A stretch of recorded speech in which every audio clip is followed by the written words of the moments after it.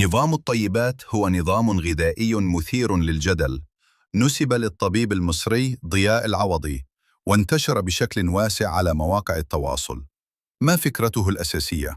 يقوم النظام على فكرة تقسيم الأطعمة إلى طيبات مسموحة، خبائث ممنوعة، ويزعم صاحبه أن الالتزام بالأطعمة الطيبة يمكن أن يساعد في علاج أمراض كثيرة بدون أدوية. أهم قواعد النظام يعتمد على نوع من الصيام مثل صيام الاثنين والخميس أو الصيام المتقطع. الأكل يكون فقط عند الشعور بالجوع، وشرب الماء عند العطش. اختيار أنواع محددة جدا من الطعام مع منع أنواع أخرى بشكل كامل. أمثلة على الأطعمة المسموحة: الأرز والبطاطس والحبوب. الدهون الطبيعية: زيت زيتون، سمن، زبدة.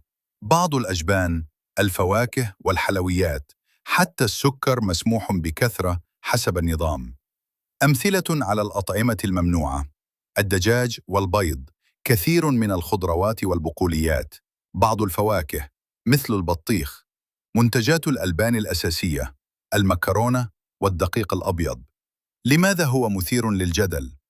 كثير من الأطباء وخبراء التغذية يرون أنه غير مبني على أسس علمية، يستبعد عناصر غذائية مهمة يحتاجها الجسم. تم التحذير منه رسمياً لأنه قد يكون ضاراً بالصحة، خصوصاً مع دعوات مثل إيقاف الأدوية لبعض المرضى. الخلاصة من كل هذا الجدل: نظام الطيبات هو نظام غذائي غير تقليدي ومثير للجدل، يعتمد على اختيار أطعمة معينة واستبعاد أخرى بشكل صارم، مع ادعاءات علاجية كبيرة. لكن أغلب المختصين يرون أنه غير موثوق علمياً، وقد يكون خطيراً إذا طبق دون إشراف طبي متخصص. نظام الطيبات هو مفهوم قدمه الداعية الكويتي محمد العوضي، ويقصد به أسلوب حياة يركز على اختيار كل ما هو طيب في حياة الإنسان، سواء في الطعام أو السلوك أو العلاقات.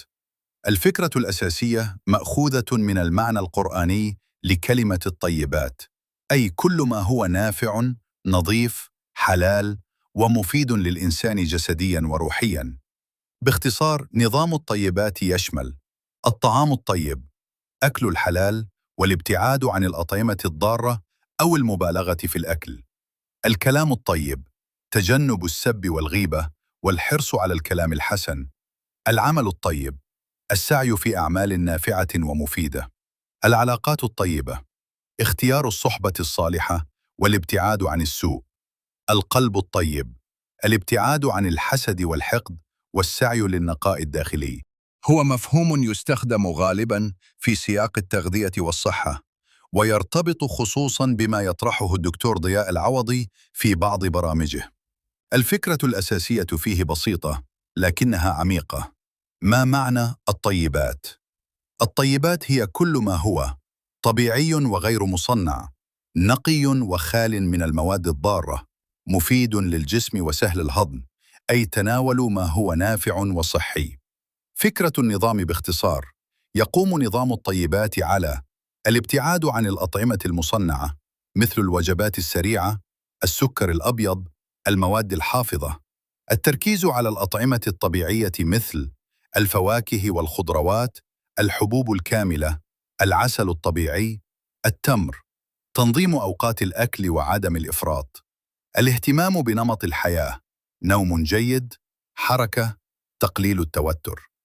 الهدف من النظام: تحسين الصحة العامة، تقوية المناعة، تقليل الأمراض المزمنة مثل السكري والسمنة، استعادة التوازن الطبيعي للجسم.